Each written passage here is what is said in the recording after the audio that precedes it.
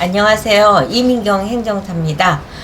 오늘은 외국인 환자 유치 의료기관을 등록한 이후에 보건복지부 장관 추천서 발급에 대한 거에 말씀드리겠습니다. 여러분 좋아요, 구독, 알림 잘 부탁드립니다. 제가 이제 여러 번 말씀드린 것처럼 행정사 업무라는 것은 나는 맨 처음에 이런 업무 저런 업무를 해야지 라고 계획을 세워서 한다기보다는 업무를 하다 보면은 의뢰인들이 추가적인 업무를 요청함으로써 파생 업무가 자꾸 가지를 치게 됩니다. 그래서 이제 제가 이 말씀을 드리는 이유는 제가 외국인 환자 유치업 또 외국인 환자 유치 의료기관 전문으로 하는 이제 행정사인데 이렇게 하다 보니까 외국인 환자 유치 소개업에 대한 것도 요청을 하는 경우가 있고 또 외국인 환자 유치업과 외국인 환자 유치 소개업 간의 계약서 또 외국인 환자 유치 의료기관과 외국인 환자 유치업 간의 계약서 이런 식의 이제 계약서를 요청하는 경우도 있고 이렇게 다양하게 이제 경우가 발생이 되는데 최근에는 외국인 환자 유치 의료기관으로 등록한 병원에서 연락을 준 겁니다. 비자 업무를 하고 싶다. 그래서 병원에서 왜 비자 업무를 요청을 하나 라고 생각을 하면서 이제 비자를 저하고 협업하는 행정사님한테 소개를 해드렸습니다. 그랬는데 그 이후에 또 최근에는 보건복지부 장관 추천서가 필요하다는 분이 또 연락을 주신 겁니다.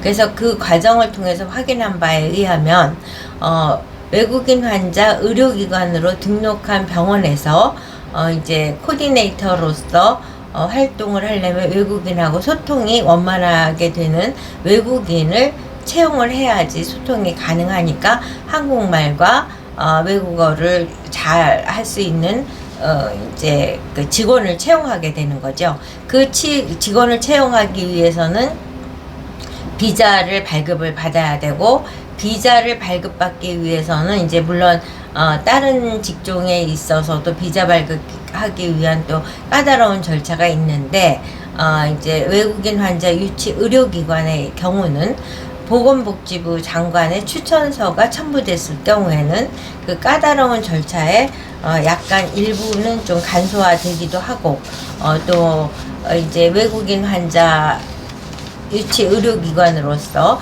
외국인을 고용해도 된다라는 허가를 받는데 유리한 조건을 점하기 위해서 보건복지부 장관 추천서가 요구되고 있다는 사실을 확인하게 됐고 이제 저는 국회에서 보좌관을 하면서 8년 동안 22년 보좌관 하는 동안 8년을 보건복지부를 했기 때문에 보건복지 업무에 누구보다도 전문성을 갖고 있는 입장에서 보건복지부 장관 추천서를 발급받는 업무는 당연히 이민경 행정사가 추가적으로 해야 될 업무다라고 생각을 해서 이제 이 업무도 시작을 하게 된 겁니다.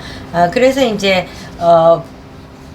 보건복지부 장관 추천서를 발급받기 위해서는 자격 요건을 검토해야 되고 핵심 서류, 고용 사유서라든가 또 고용 허가서라든가 또 병원 소개서라든가 여러 가지 서류들을 이제 첨부를 해서 제출을 하면 그 서류를 갖고 한국보건산업진흥원에서 이제 접수를 해서 검토를 한 후 최종적으로 보건복지부 장관 인장이 찍힌 보건복지부 장관 추천서를 발급받게 되는 겁니다.